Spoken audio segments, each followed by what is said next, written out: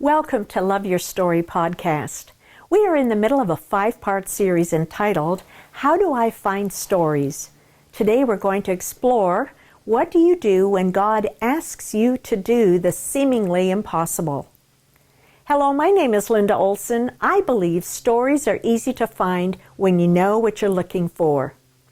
As kingdom entrepreneurs, we want to live out our faith in everything we do. That means we do all we can to obey God as one way to express our love to Him and our gratefulness for our salvation. How do we obey God when He asks us to do seemingly impossible things? In this week's key verse, 1 Thessalonians 5:18, we are instructed clearly to give thanks in everything. That, of course, is easy to do when we see an increase in our business profits. But when circumstances take a downturn, or we're faced with great personal tragedy, obeying that instruction can be the most difficult thing we've ever done. I grew up in a little house on the Canadian prairies. Life was simple but good.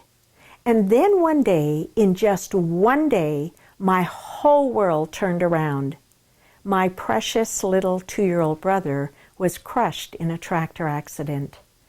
I was the one driving the tractor. As my sister and I sat in the car outside the emergency entrance, we begged God not to let little Billy die. However, God did not answer our prayers in the way we had hoped.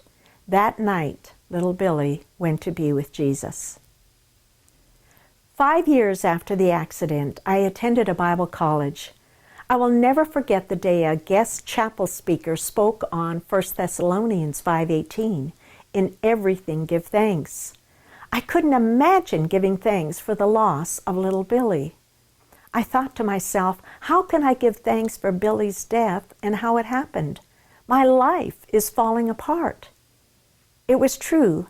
I had been 14 when the accident happened, and now as a young woman at college, I still had not come to terms with the grief of losing Billy or the guilt of having a part in the cause of his death. Yet I was a believer. Faith in Jesus had been my mainstay since I was a child, and I desired wholeheartedly to walk with Him all my days. But I couldn't square this command, give thanks in everything. One day when I was by myself, the struggle between my grief and my obedience overwhelmed me.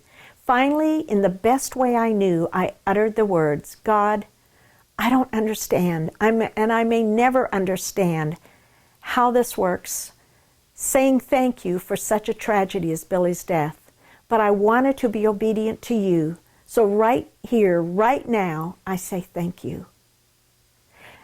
That was a day that marked a new direction in my life. I learned that giving thanks in everything does not mean giving thanks for everything. In the midst of such tremendous tragedy, I could still be grateful for God being near me and for continuing to guide me in my life. For a long time, I had asked God, why did little Billy have to die?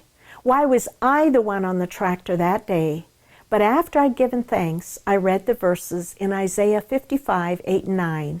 For my thoughts are not your thoughts, nor are my ways your ways, says the Lord. For as the heavens are higher than the earth, so are my ways higher than your ways, and my thoughts than your thoughts. I had my answer. My part was to trust Him, believing that His ways are best, even when I didn't understand them. This was not easy. In fact, trusting Him in the midst of my sorrow was one of the most difficult things I've ever had to do. It's all part of loving your story.